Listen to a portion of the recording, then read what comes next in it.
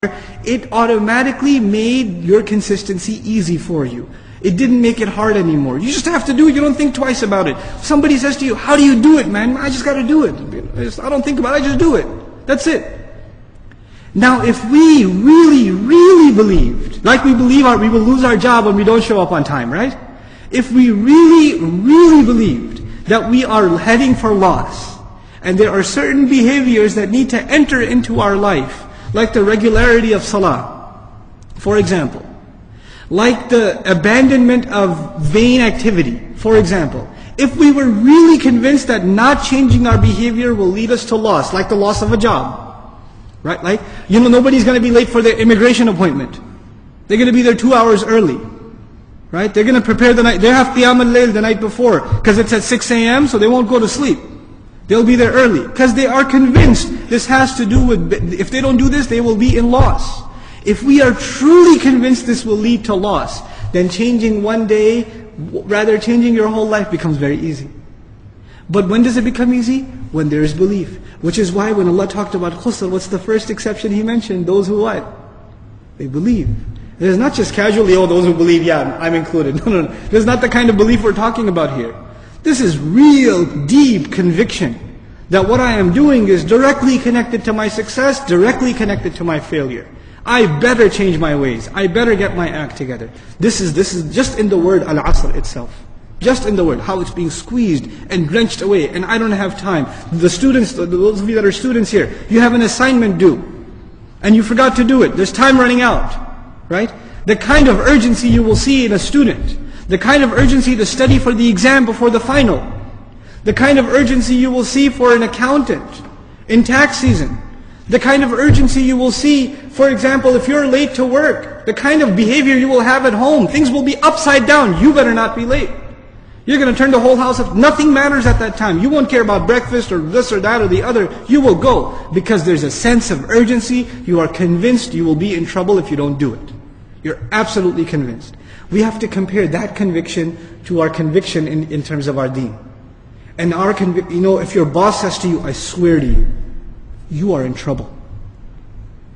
If your boss says that to you, he says, I swear, he comes into the office, he doesn't point at you, he says, every single employee is in trouble.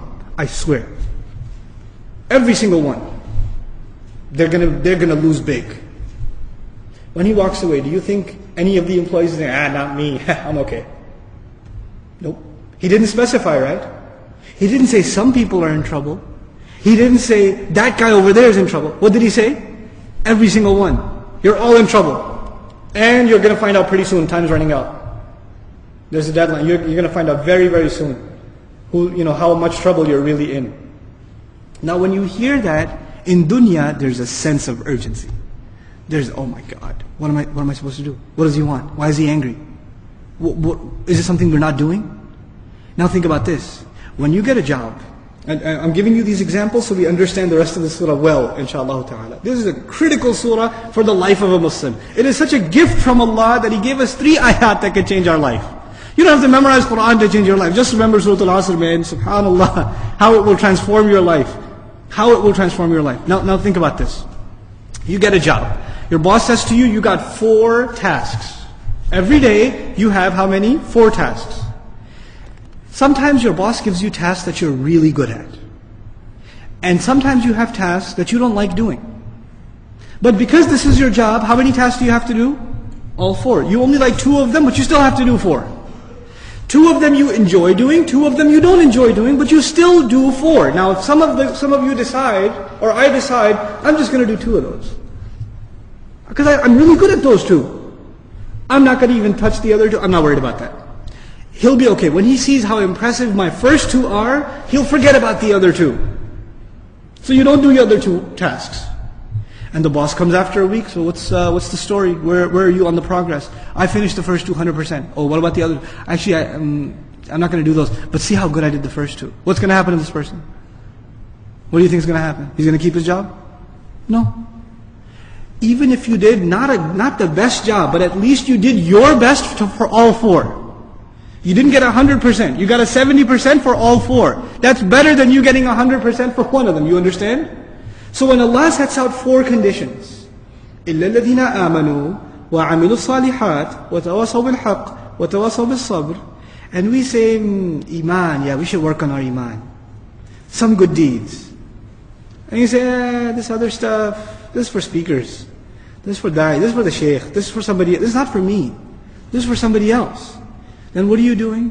You're saying, Allah says, everyone's in trouble except people who meet 4 conditions, but you're only interested in 2, or 1, or 3, or whatever. You're picking and choosing, that is also in loss.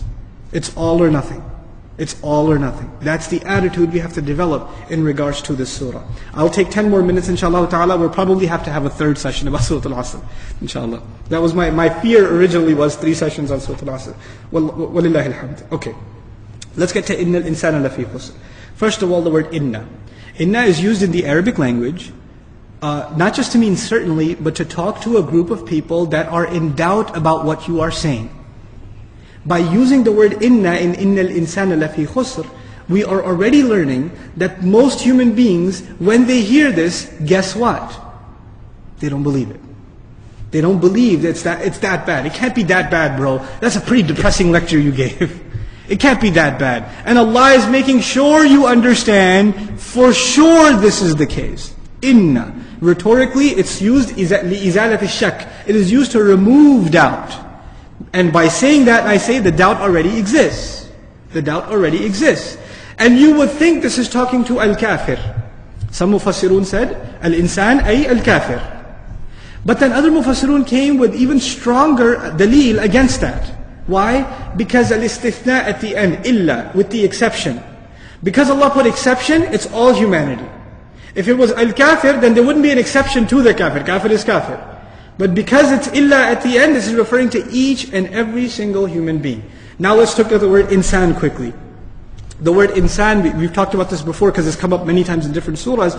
The word insan comes from different roots, it's argued. One of them is nisyan, forgetfulness. And part of that is the human being can be reminded that he's in really, really deep trouble, but what happens soon after? Forgets. You hear a khutbah, you get reminded, you remember, and you say, man, seriously, I got to get my act together. And then by the time you get to the car in the parking lot of the masjid, you've already forgotten. Insan. Human beings, Allah gave him a covenant before he even came to this earth. أَلَسْتُ بِرَبِّكُمْ قَالُوا بَلَى شَهِدْنَا in Surah Al-A'raf. He said, am I not your master? We said, yes, of course you are. We bear witness. We bore witness to Allah that He's our master. When He came to this earth, guess what happened? We forgot. We forgot. We forget the seriousness of saying La ilaha illallah. We forget the power of saying Muhammadur Rasulullah sallallahu alayhi wa sallam. We forget. So the word insan, as opposed to al-fard, the individual, an-nafs, the person. There are different words that are alternatives. Al-bashar, the people, an-nas. But al-insan here, 2 benefits of it. 1, to allude to our forgetfulness. And 2, the word insan is individual, it's called ism lil jins. The benefit of knowing that is, this word includes 2 things. It includes all categories, meaning all human beings, and at the same time it's singular. And here we have to learn something. This is the last thing we'll share for today, inshallah ta'ala. Just a little bit about the word insan, is the concept of the diffusion of responsibility. This is a concept in psychology. It's called diffusion of responsibility. All of you are here. Let me give you a classroom example or a home example. My kids are at home. I have 5 kids, alhamdulillah. They're home, they're running around. As I'm leaving the house, I say to them, be good, and I close the door. I just say, be good. Are they going to be good? No. This is what you call diffusion of responsibility. But if I open the door and I say, Husna, don't bother your sister. Waliya, don't draw on the wall. Huda, don't yell. Ahmad, go to sleep. If I specify, then are they going to be more responsible? Yes. If I say generally, then what happens? It must be talking about someone else, I'm already good. You understand? The teacher says, in the classroom, the kids are making lots of noise. The teacher says, be quiet everyone. Does it work? But the teacher takes one student and makes an example out of them. Everybody's making noise. This is, by the way, for teachers, this is a good tip. Okay? Everybody's making noise. You single out one student. Kareem, you want to keep talking? Just one. Guess what's going to happen to everybody else? Everybody chills out. Why? You specify. There's no more diffusion of responsibility. It didn't get divided up. And a lot of times when people are given a responsibility, they start assuming, yeah, it's important, but there's always someone else who can do it. Right? Yeah, there's trouble. The teacher walks in, you guys are in big trouble. The teacher says, you guys are in big trouble. Not that scary. I pick on Kareem again. Kareem, you don't know how much trouble you're in. Is that far more scarier for Kareem? It is, isn't it? Now to say, إِنَّ النَّاسَ لَفِي خُسْرٍ, people are in trouble. People are in loss. That's one thing.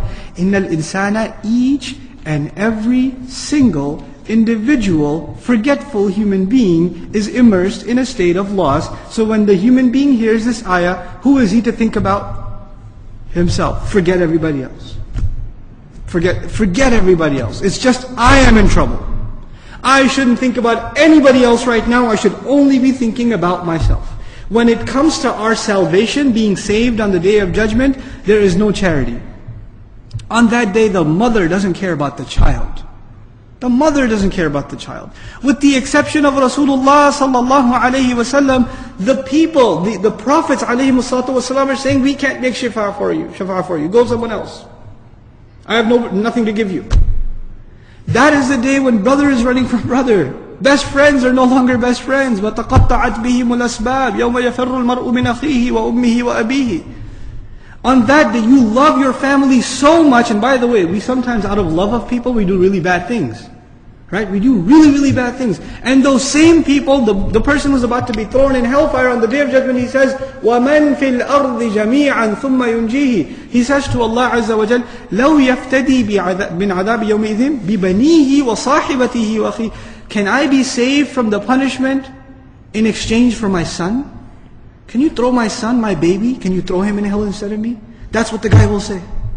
And my wife, and my brother, and my mother, وَأُمِّي وَأَبِيهِ وَفَصِيلَتِي, and his extended family. وَمَنْ فِي الْأَرْضِ جَمِيعًا. He will look at all humanity and say, oh Allah, you're about to throw me. Why don't you take all of them instead? All of them. Just let me be saved. ثُمَّ يُنْجِيهِ, then he should be saved. SubhanAllah. That is the state of affairs. Now think about that. This day, on that day, you'll forget everyone. So what we're learning here is, this is the time to forget everyone first. You should be concerned about them second. Who should you be concerned about first? Yourself. I say this with all sincerity and goodwill at heart to the parents of Muslim children. We are so worried about our children, we're not too worried about ourselves.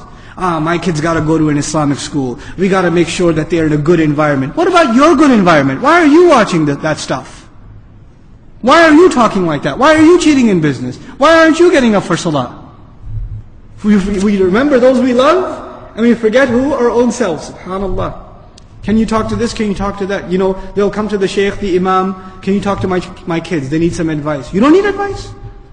Really? Because I would think if you messed up in raising your kid, the first person who needs advice is you. What happened all these years? Where have you been? Where's the parent been who's supposed to do his job? SubhanAllah. So inna al-insan, bringing responsibility to ourselves, the state of emergency, the fact that we are not safe from loss. We're not even discussing loss yet. That's later on in the ayah. We're just at inna al-insan. And I think it suffices to conclude here, inshaAllah ta'ala, as far as today's dars. And bi'idhnillah, next Tuesday we'll try and wrap up the dars on Surah Al-Asr. But إِنَّ الْإِنسَانَ لَفِي خُسْرٍ.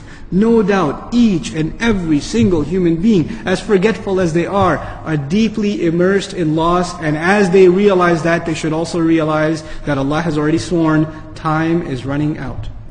Time for them to change their behavior is running out. May Allah Azza wa Jal help us internalize the lessons from Surah Al-Asr. May Allah Azza wa Jal embed these lessons onto our hearts that we may constantly remember them. May Allah make us like the Sahaba who whenever they met each other, they wouldn't part each other. لَمْ يَتَفَرَّقَا حَتَّى يَقْرَأَ. They wouldn't leave each other's company until they would recite to each other, وَالْعَصْرِ إِنَّ الْإِنسَانَ لَفِي خُسْرٍ إِلَّا الَّذِينَ آمَنُوا وَعَمِلُوا الصَّالِحَاتِ وَتَوَاصَوْا بِالْحَقِّ وَتَوَاصَوْا بِالصَّبْرِ اللهم اجعلنا من الذين آمنوا وعملوا الصالحات وتواصوا بالحق وتواصوا بالصبر آمين يا رب.